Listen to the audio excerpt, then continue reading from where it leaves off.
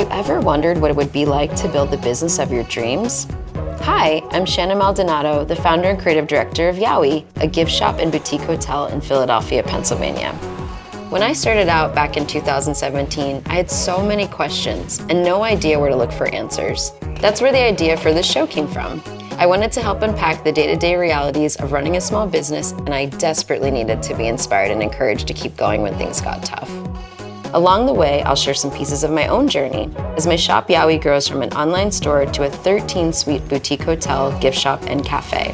So let's go. This is Small Enough. It's the morning after the big party. I can't believe we did it. I jolted out of bed this morning, so excited to get in here before anyone else.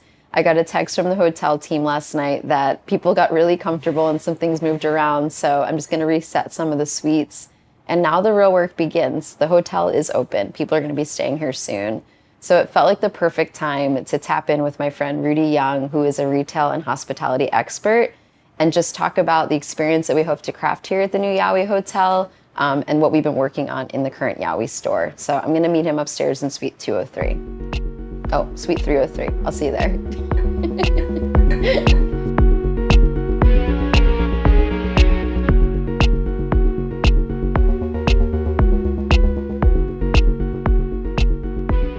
What do you want your title to be? My whole title is Okay. Retail, Hospitality, Customer Excellence, Esquire, LIC, MMD. Mm-hmm. Okay. So like all of the above. Retail and hospitality consultant. That's perfect. Okay. Did they cancel the ube latte yet? Or can I get one today? September 1st. Cool. I feel like they're not doing enough to say that it's almost gone. They aren't. Are you ready? I think so. Do you need a clap? Let's stare at it. Keep staring. Maybe a clap for the hell of it. Into here? Yeah. Oh, shit. I don't want to do it. You're getting so good at this. Okay, this is my friend Rudy. He is one of my oldest friends, Rudy Young. He is a retail and hospitality experience expert, consultant of experience. And it felt like the perfect time to phone a friend and bring you in, because I've been doing this so long for myself, and I've kind of been the friendly face at the counter and helping people in the neighborhood. But I was like, I really need someone to help me have a strategy around the look and feel of this place outside of the design. And there was no one else I could think of that would do it better than you. So I was so happy to call you in. Thank you. And we had the party last night. It was crazy. For the opening. I think we imagined maybe 250 people showing up. I'm gonna estimate over 400 people came through. We had a bouncy castle. Shannon, you had a bouncy castle. We had a bouncy castle, which was the start of the night. We had closed the street off. Superstar DJ. But can you believe that we pulled that off yesterday? I can't. There was one moment where I came upstairs, just like as the tours were going on, and like overlooked like down onto the street, and it was insane. It was massive. So crazy. How do you feel? It still feels very surreal. Yeah. I can't believe that the doors were open, that people were like in all parts of the space, because we've just had the shop open as a preview. They were in the beds. They were in the bed. People were getting comfortable, which is what we want.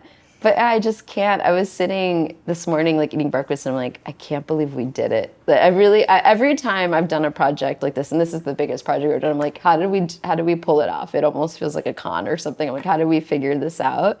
So I can't believe we did it. I really do feel like it's insane. Thank you. I'm so happy for you. I think I was telling you earlier, I ran into a customer on the street yesterday who's about to stay in the hotel, and he's like, I'm so excited. I can't believe I'm going to stay there. Just those little things. I'm so like catnip with little words of affirmation about what I'm doing. Of course. Are there any like smaller gestures or little things? Kind of like when we've been talking a lot about this customer journey in the new YOWIE. Like, what touch points have you been thinking of that we can implement with the team? Of course. Well, when it comes to those smaller gestures, I really think that a handwritten note goes a long way. I mean, and that's a handwritten note to your client, or sometimes your client writing back to you. I think it especially says something, positive about your business if you have clients that are not only writing you notes, or they're going online and they're taking the time to write great reviews. This is the beginning of YOWIE. I'm pretty sure over the next couple months you're going to have quite a few reviews, hopefully positive. But when someone sits down and takes the time to actually write their opinion and send it through, I think that it's really important. And as a business, I think you could only be successful by, paying attention to what they're saying. What do you think? How do we continue to build these in-person interactions when everything is talking about online and AI and the digital sphere? Because I think, like, when you bring up handwritten notes, that's my favorite thing to do, is write people notes. And I know how I feel when I get a handwritten note. I think a handwritten note is really the way to go. So how do we keep building this? I think the first is, making the delineation between the two. Nothing can really, compare to the convenience of going online, choosing an item from YOWIE.com that you love, dropping it into your basket, entering your card details, and having it delivered to your house a day or two later. Totally. We can't compete with that, and we shouldn't. The in-store experience is something completely different. When you think of an in-store experience, you have to think of what actually motivates a client to show up. And it really is because they want to spend time with you. Yeah. They want to see you. You mentioned a smile. They want to feel warm. They want some type of experience that they can't get anywhere else. Totally. And understanding what that is really going to be your key to success. Yeah. Especially right now, I think a lot of community spaces are going away. And ironically, retail has become a community space where people meet, where people bring friends. The amount of people that bring their parents in to meet us is just wild. Like, how many people want to bring their parents into the space? Like, we forget that a shop can be more than a shop. A retail store can be more than a retail store. Same thing with a coffee shop. These are really gathering spaces and spaces to connect. And you've really expanded here. I mean, you're moving from a small shop on South 4th, which was maybe the size of this room. Not even. To a larger, much larger retail space. Not only that, but you have a partnership with the cafe and also a hotel. Yes. So you're moving into hospitality now. Yeah. That really is, what you're serving here. So you're not only servicing guests who are coming in to shop for gifts for loved ones, but you're also a pillar of the community, and you're hosting domestic travelers, international travelers, and they're looking to you as an expert on what's cool in Philly. Where can I go for dinner? Where's the best, loaf of bread? Where's the best beer? Where's the best cheesesteak? Yeah. So they're coming to you as experts. I think that you just brought up something that wasn't even on my mind until you said it, being an expert. I think there's this fine line of making someone feel like you're kind of telling them what to do, or alienating them with almost like a condescending tone, versus leading with a friendly, authoritative voice, or like a friendly, informed voice is what I tell my team. So I'm like, the things in here we all love. We're telling people, we're showcasing things we love. We're sharing these objects and things that we love in these books that we love. It's not just like, hey, we're trying to move stuff. Like, these are genuine things we believe in. And that's why we've taken such, huge steps to make sure that our team has the best access to product knowledge. We're bringing in these artists, we're bringing in the creatives, we're making sure that our team can speak confidently to not only the YOWIE ethos, but who these artists are and their process as well. I'm the biggest advocate for the city. I'm the biggest advocate for the artists and creatives that live here. Like, we're so proud to carry their work, to be a lot of their first stores that they've been in, or store that they've been in. And it feels like a town often. Like, there's not a day that goes by that I don't run into someone on the street or see someone downstairs in the new cafe.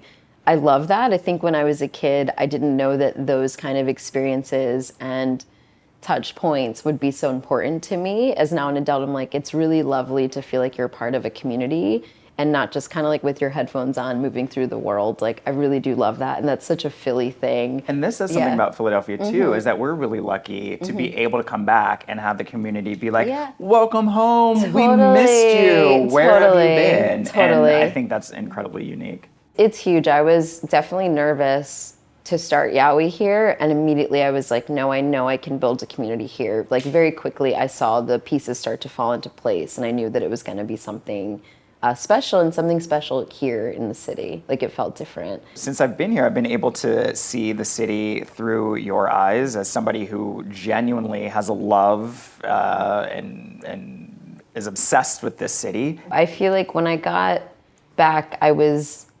genuinely surprised at how inspiring I found the city immediately.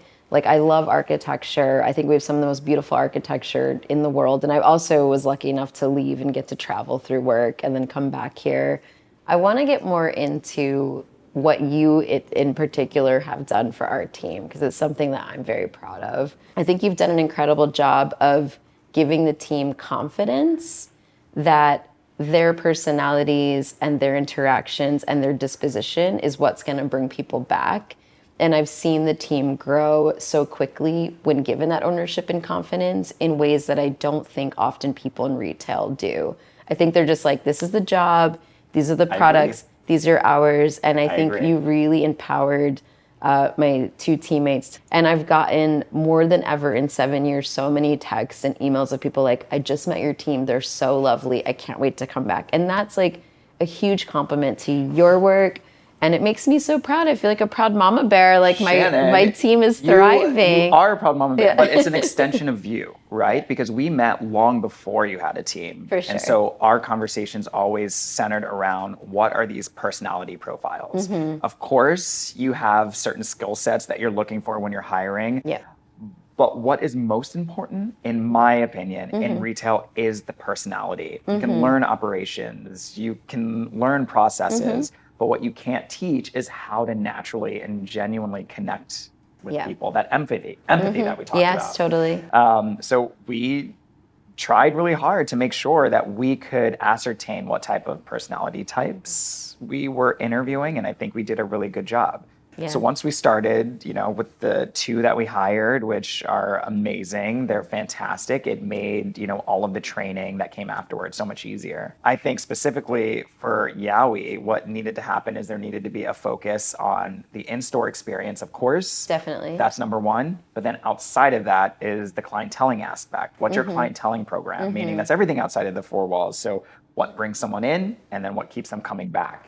So being able to balance both of those allowed us to kind of set us up for success. Totally. And I think we've been very fortunate in that we've never really paid for ads because our customers are like our best advocates. Like they are. The amount of customers that come in, I was telling a friend the other day that they essentially work at the store. They bring in their friends like, okay, this is Deucin, this is Dominic Frunzi. They're like walking their friends around the store and telling them all the brands. I'm like, do you want a job here? They're so proud to like share these, especially when it's local artists. Like they're so proud to share local artists. And that makes me really proud too, that we're, continuing to give to this local economy, bringing in people like Dominic Frunzi, who I met through Google. I Googled ceramicists based in Philly. That's how I met Dom. Or Peyton, who I've now worked with for 5 or 6 years of Cloud9 Clay. And seeing their practices grow both on their own and through our space is really inspiring to me. And I feel like that was, your role was bringing in like the rah-rah, like retail is amazing, storytelling, we love people. And mine was like, we love artists. Like I love everything these people do. I'm so proud of them. I want you guys to see how hard they work on these things that we're not presenting to the world. Like, so I feel like we had a really good balance of products and people. And fun. Yeah, like, and fun. We forget that it should be fun. It should definitely be fun. A lot of times, like I'm sure you remember working smaller retail adjacent jobs when you were younger, and you have so much fun. There's the music, there's the experience, there's the style, there's the laughs. Definitely. There's also an element of fantasy too, right? For sure.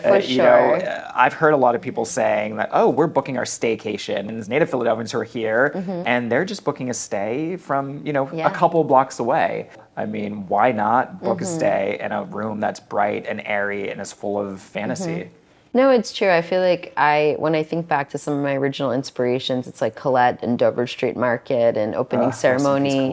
Yeah, but they treated retail as theater or as fantasy and as so playful. I think that's one of the biggest things that I always go for with YOWIE is like, we're obviously very serious about, art and design and people, but like we have a sense of humor. Like we know that life can be joyful, life can be fun, and we want that to be reflected in your experience here and what you do. And it's like so much, I think you and I've worked with the team on like having a very conversational approach to these interactions. Like you're not like the person that coming in, you're like cornering them, you're like, and asking them what they want to buy. That's so stressful. It's too much. But terrifying. We've been in those experiences where you feel like you need to make a decision or the person's going to assume you're not engaging with the space. And what makes a business a success is being able to still put on that show, being able to still, provide that theater that you mentioned. Yeah, no, it's true. It's like, okay, how can we make this fun? How can we bring the customer in more? How can we communicate with them in new ways? Like, we're always thinking of new ways to get the word out. And like we were talking about earlier, like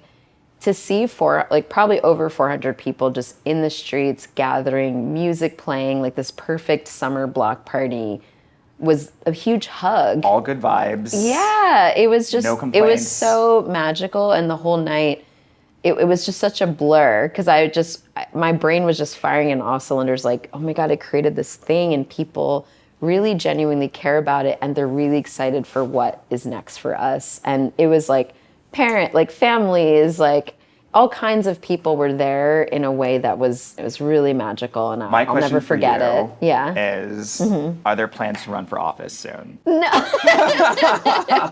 I do not want to be the mayor of Philadelphia. I sit on 2 boards, and that's like enough for me. It's like I love brainstorming, I love collaborating, I love trying to reimagine these heritage and like spaces that have been around for a really long time in Philadelphia to a new audience, because I think we all get in our kind of little boxes and bubbles of like, okay, this is who we're speaking to, and I'm always thinking like, who else can we find? Who else can we speak to about these spaces? And this is just the beginning. Yeah. You now have the physical space, so you've created this creative ecosystem, and you have a place for all of these conversations to take place. I'm really looking forward to programming. And it's in Philadelphia. But thank you so much for being here. This has been such a wonderful conversation. Every time I have these talks, I'm like reinvigorated, and I want to, like, I have all these new ideas, and I'm going to go check on the team after this and just kind of share what we talked about. Thank you so much for having me. Of course. I'm so glad you're here. You really have become such a part of this next chapter of YOWIE, and I'm so proud of you. Let's go get a ube latte. Yes, let's go. They're ending in 4 days. Let's go downstairs. Yeah. Thank you. Thank you for doing that. Oh. We lost the mic.